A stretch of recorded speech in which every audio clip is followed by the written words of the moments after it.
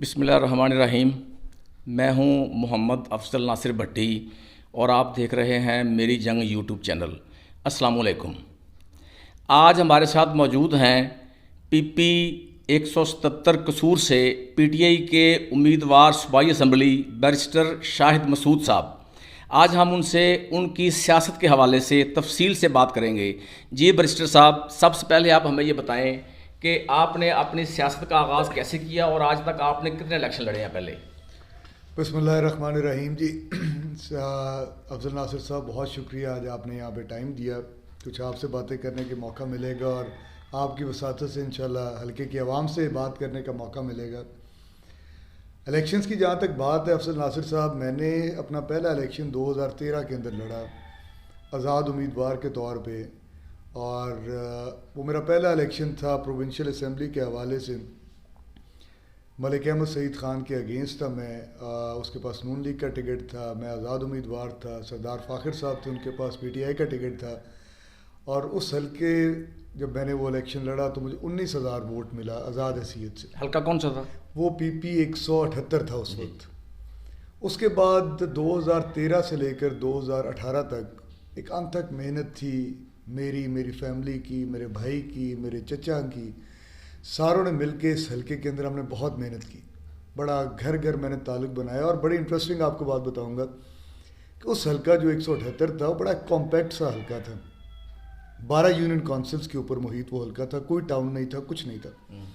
ان 12 union councils کے اندر آپ کو یہ سن کے حیرانگی ہوگی کہ 2013 والے الیکشنز کے اندر کوئی ایک بھی بڑا نام ان 12 یونین کونسلز میں میرے ساتھ نہیں تھا۔ بڑے نام سے مراد کوئی چیئرمین یا وائس چیئرمین میرے ساتھ نہیں تھا، عام ووٹر تھے، عام ووٹر تھا، پبلک کے میں گھر گھر چلا گیا تھا۔ پھر جب وہ ہوا تو 2013 کے سے لے کر 18 تک بھی میں کسی آدمی کے لیے کسی بڑے کے ڈیرے پہ نہیں گیا۔ جن لوگوں نے مجھے ووٹ دیا میں ان کے گھروں میں گیا، ان سے آگے میں نے اور پینیٹریشن کی عوام کے اندر، اور وہ 2013 سے لے کر 2018 تک میں ان 12 یونین کونسلز کے اندر اس طرح پینیٹریٹ کر گیا جس طرح حق تھا۔ میں نے خوشی غمی نہیں چھوڑی ان کی۔ ان کو انہیں اگر مجھے رات کو 12 بجے آواز دی تو میں ان کے کام کے حوالے سے تھانے کے اندر موجود تھا۔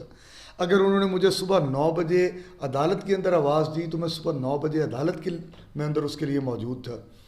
اور اس کا نتیجہ یہ نکلا کہ 2016 کے اندر جب بلدیاتی الیکشن ہے تو میں نے ان 12 یونین کونسل سے اپنے پینل کو کھڑا کیا، عام آدمی کو کھڑا کیا، ان کے مقابلے میں کھڑا کیا جو وہاں پہ ایک وراثتی طور پہ چیئرمین یا وائس چیئرمین چلے آ رہے تھے بلدیاتی الیکشن میں، اور میں نے ان روایتی سیاستدانوں کو ایک عام آدمی سے ہروایا۔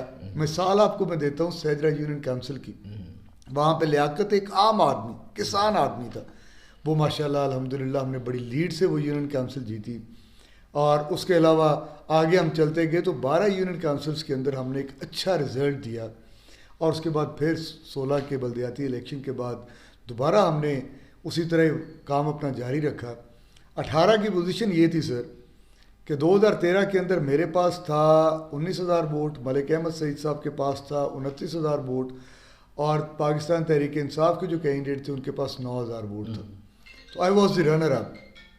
اب جب میں رنر اپ آیا تو اس کے بعد پارٹی کے حوالے سے بڑا تھا کہ پارٹی جوائن کی جائے، ملاقاتیں بھی رہی، سارے معاملات چلتے رہے۔ 18 کا جب الیکشن آیا تو ایک جنرل امپریشن یہ تھا، پرسیپشن یہ تھا کہ شاہد صاحب اگر پی ٹی آئی کا ٹکٹ اپلائی کریں گے تو ٹکٹ ان کو ملے گا، پبلک ایٹ لارج بھی اس حق میں تھی۔ میں نے پی ٹی آئی کا ٹکٹ اپلائی کیا، اور فارچونیٹلی اور انفارچونیٹلی فار می کہ میرا حلقہ بدل گیا۔ اچھا، 2018 میں مردم شماری ہوئی، مردم شماری ہونے کے بعد جو ہے حلقہ بندیاں ہوئیں، اور حلقہ بندیاں ہونے کے بعد جو میرا ایک بڑا کمپیکٹ حلقہ تھا 12 یونین کونسلز کا، اس کو اس طرح ڈیوائیڈ کیا کہ 7 یونین کونسلز میری پی پی جو آج 177 ہے اس میں آ گئی، اور 5 یونین کونسلز پی پی 175 میں چلی گئی جو مزمل مسعود بھٹی کا حلقہ تھا۔ میرا اپنا گاؤں مصطفیٰ آباد کے ساتھ اٹیچ ہو گیا 175 میں۔ اب یہ میرے لیے ایک بڑی پریشان کن صورتحال بن گئی کہ میں اس حلقے سے الیکشن لڑوں یا اس حلقے سے الیکشن لڑوں۔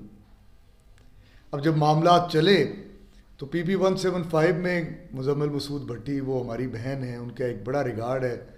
اور جو میری 7 یونین کونسلز آئیں وہ یہ سیجرہ سے لے کر حسین خان والا اور کوٹلی رائے ابوبکر, تو میں نے اپنی بہن کے لیے وہ قربانی دی.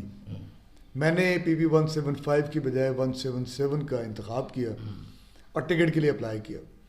اب وہاں پہ میرے خلاف جو کینڈیڈیٹ تھے جو PTI کے ٹکٹ لینا چاہ رہے تھے وہ تھے سردار محمد حسین ڈوگر صاحب. یہ 2018 کی بات کر رہے ہیں 2018 کی بات کر رہا ہوں. انہوں نے 2013 کے 2 الیکشن لڑے تھے. ایک انہوں نے PTI کے ٹکٹ سے MNA کا الیکشن لڑا تھا قصور شہر سے, جس کے اندر یہ سارا PP 175 کا کچھ حصہ تھا اور PP 177 پورا تھا اس کے اندر. اور دوسرا انہوں نے MPA کا الیکشن لڑا تھا ملک احمد خان کے خلاف PP 177 والا. انہوں نے MNA کے الیکشن پہ 22,000 ووٹ لیا, MPA کے الیکشن پہ انہوں نے 11,000 ووٹ لیا. 11,000 ووٹ لیا تھا انہوں نے MPA کے الیکشن پہ 2013 میں پارٹی ٹکٹ کے اوپر. تو میں یہ ایکسپیکٹ کرتا تھا آن میرٹس کہ جی انشاءاللہ میرا 19,000 ووٹ ہے, سردار صاحب کا 11,000 ووٹ ہے, تو definitely the party will definitely consider me. Party نے کنسیڈر کیا but due to some unknown reasons and I would definitely like to blame Aleem Khan Sahib جنہوں نے میرٹ کی دھجیاں بکھیری. میرٹ میرا بنتا تھا, علیم خان صاحب کیا کچھ تھا, لنک تھا سردار صاحب کے ساتھ, whatever that was, the party ticket was awarded to Sardar Muhammad حسین ڈوگر صاحب. اب میرے لیے وہ بڑی عجیب و غریب سی سچویشن بنی. اب میری جو پرانی یونین کونسلز تھیں 7, وہ سارے میرے پاس ہے. انہوں نے کہا جی ہم نے محمد حسین کو تو ووٹ نہیں دینا, کیونکہ یہ تو کبھی ہماری خوشی غمی میں آیا ہی نہیں. اس نے کبھی علاقے کے اندر 13 سے لے کر 18 تک اس آدمی نے نہ ہمارے غم میں شریک ہوا, نہ ہماری خوشی میں شریک ہوا, نہ ہمارے کسی کام آیا. اس کو ہم نے ووٹ نہیں دینا. اگر آپ نہیں لڑیں گے تو پھر ہمیں کسی آدمی کے لیے مجبور نہ کریے گا.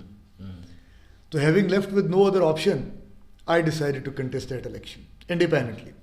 آزاد حیثیت سے میں نے وہ الیکشن کانٹیسٹ کرنے کا فیصلہ کیا.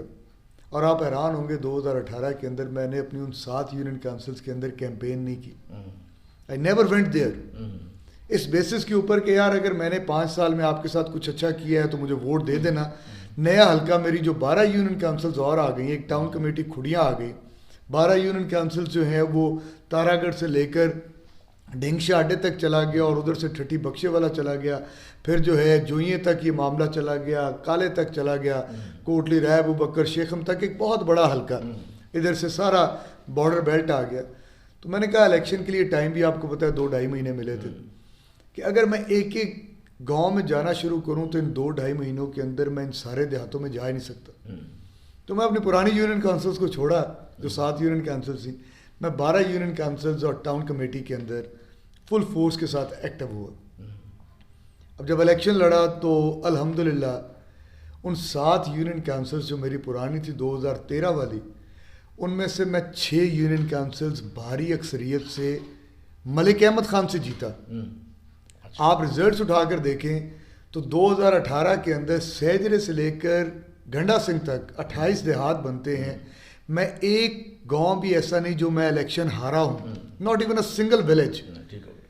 میں نے وہاں سے لیڈ اتنی تھی میری, میں نے وہاں سے 14,000 ووٹ لیا, ملک احمد خان نے وہاں سے 8,000 کچھ ووٹ لیے, سردار محمد حسین صاحب نے وہاں سے 2,000 کچھ ووٹ لیے.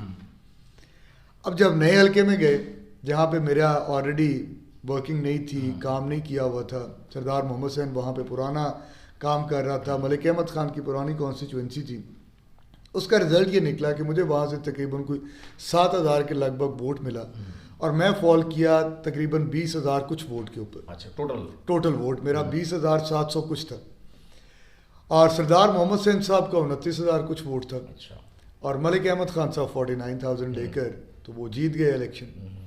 اب 2018 کے الیکشنز کے بعد میری سردار محمد حسین صاحب کے ساتھ وقتاً فوقتاً ملاقات رہی, اور میں نے ان سے بار بار یہ کہا کہ ہم اب ایک جماعت کے اندر ہیں. سبسیکوئنٹلی آئی جوائنٹ PTI.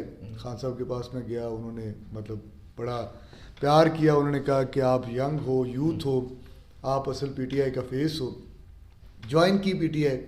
سردار صاحب کے پاس گیا, جا کر ان سے کہا کہ اب ہم ایک پارٹی کے اندر ہیں, آپ بھی محنت کرو, میں بھی محنت کرتا ہوں, کل کو جس کو پارٹی ٹکٹ دے گی وہ الیکشن کانٹیسٹ کر لے, دوسرا اس کی سپورٹ کرے.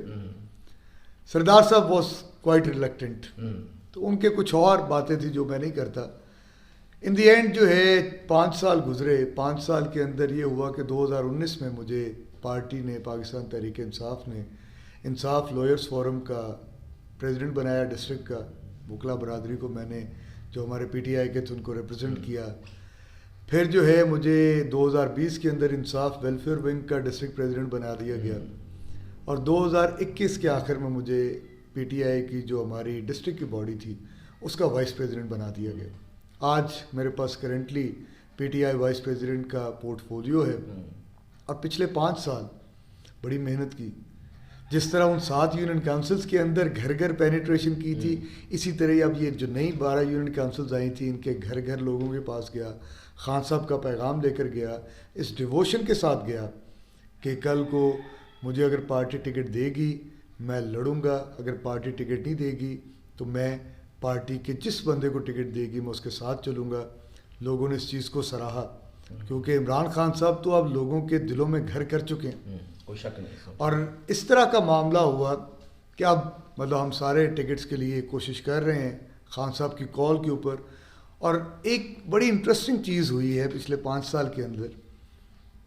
پہلے جس طرح ہوتا تھا کہ ہم لوگوں کو اپنی کانسٹیچوئنسی کے اندر بہت محنت کرنی پڑتی تھی, لوگوں کے ساتھ دن رات کا ایک رابطہ رکھنا پڑتا تھا, لیکن خان صاحب نے اس چیز کو ایسے کم کر دیا ہمارے لیے, اس بوجھ کو, کہ خان صاحب نے جس متحرک انداز کے اندر سیاست کی, خان صاحب خود جو ہے پارٹی اپنی کو لوگوں کے دلوں کے اندر بٹھا دیا.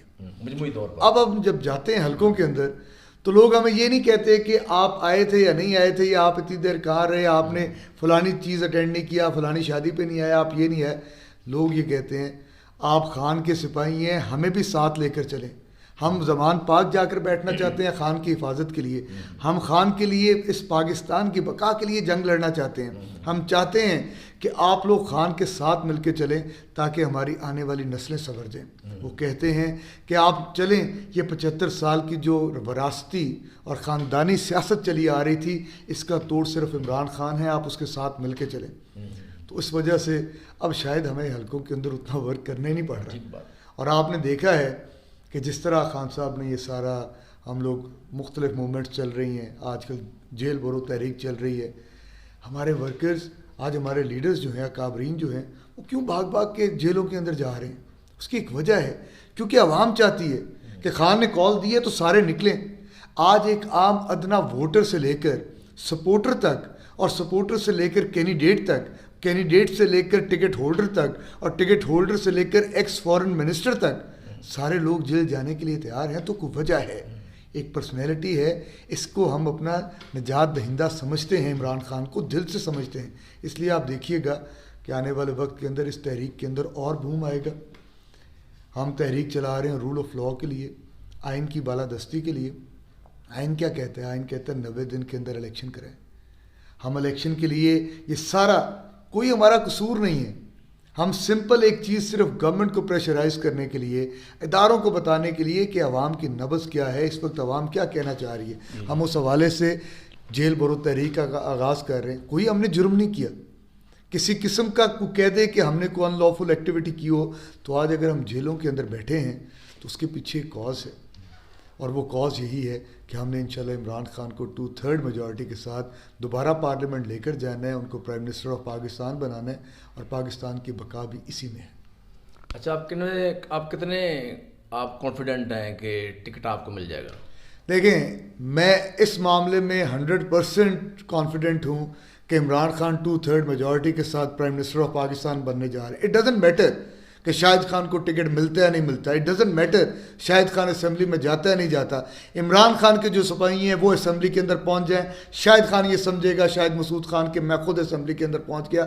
جو کردار خان صاحب نے ادا کرنا ہے اس کے لیے خان صاحب کے سپاہی بن کے ہم ساتھ چلیں گے, اس سے کوئی فرق نہیں پڑتا.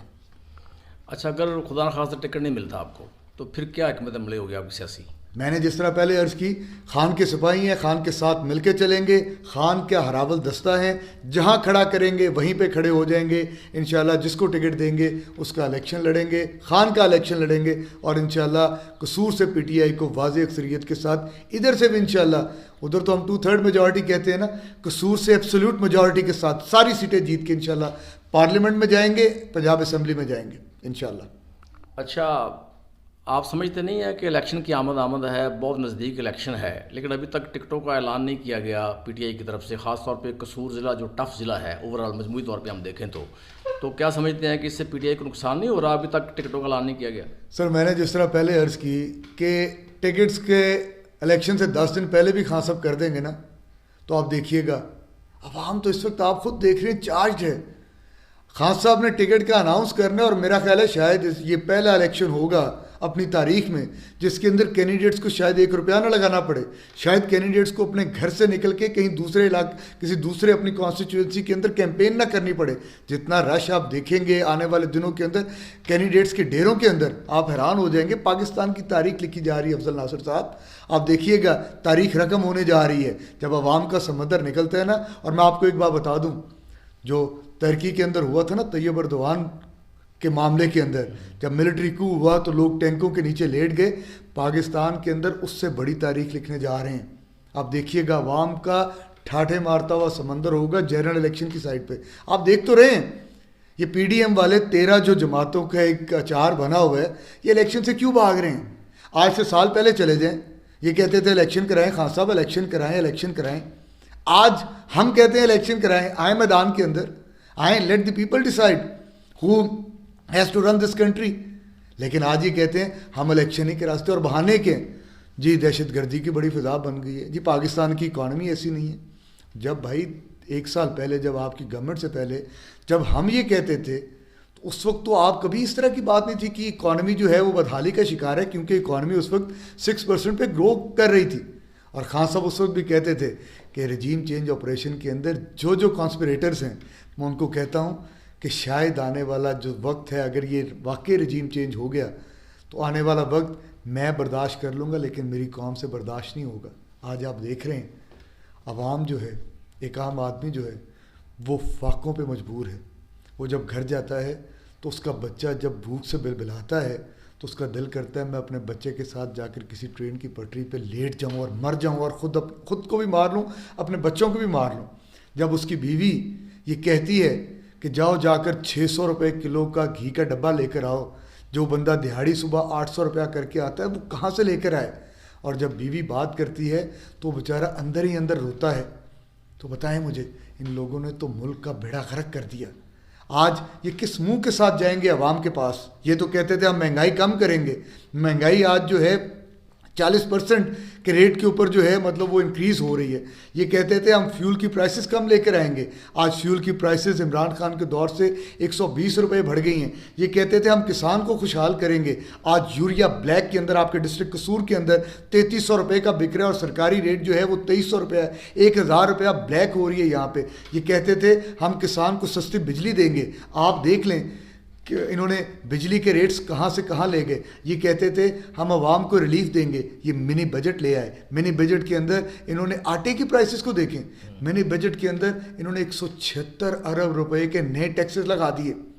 لوگ کدھر جائیں؟ مار دیں لوگوں کو پھر آپ. اور ان کو صرف ایک ہی چیز پہ غرض ہے, وہ کہتی ہیں. اور آپ دیکھیں ادارے بچے ہوئے تھے کسی مہذب ملک کے اندر, ڈیموکریٹک ملک کے اندر, جہاں آئین کی بالادستی ہو.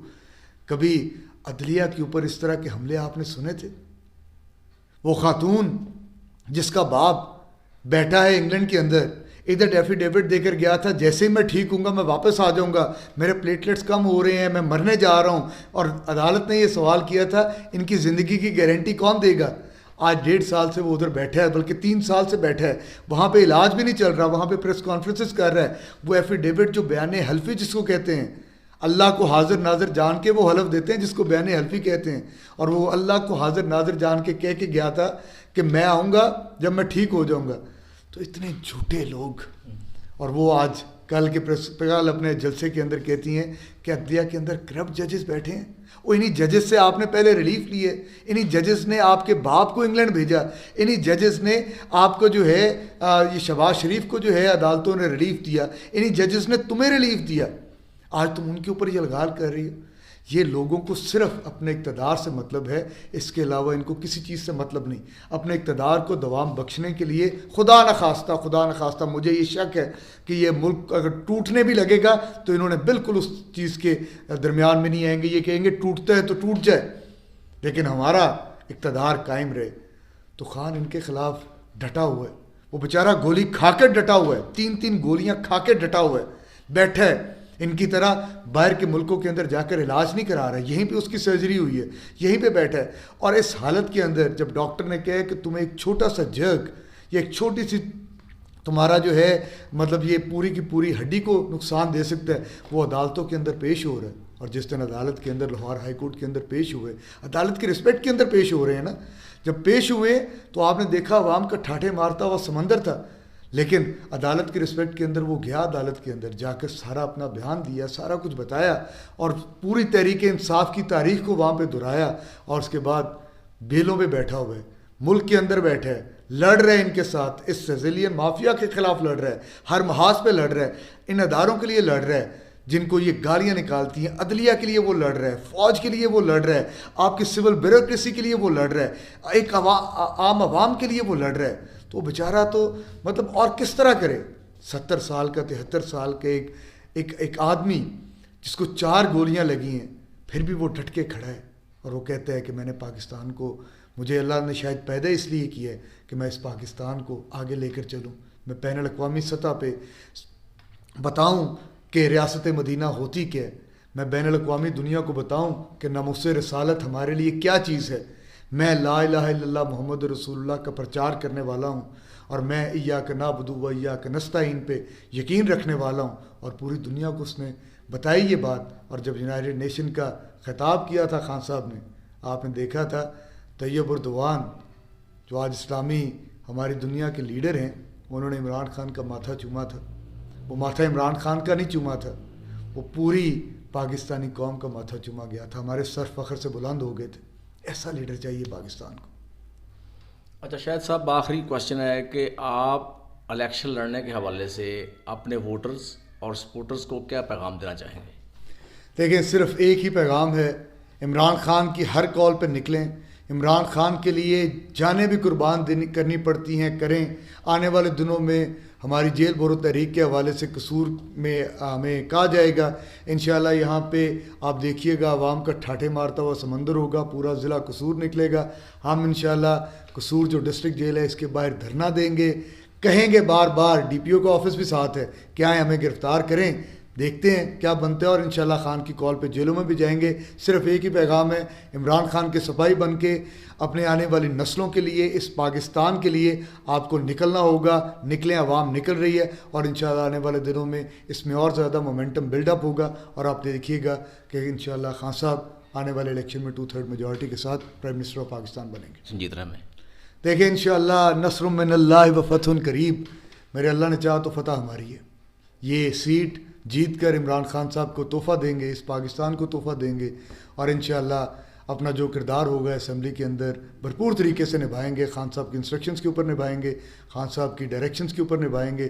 اور خان صاحب اگر اعتماد کریں گے، ٹکٹ دیں گے تو انشاءاللہ ان کے اعتماد کو ایک وعدہ کرتا ہوں، ان کے اعتماد کو کبھی ٹھیس نہیں پہنچنے دیں گے. تھینک یو شاہد مسعود صاحب.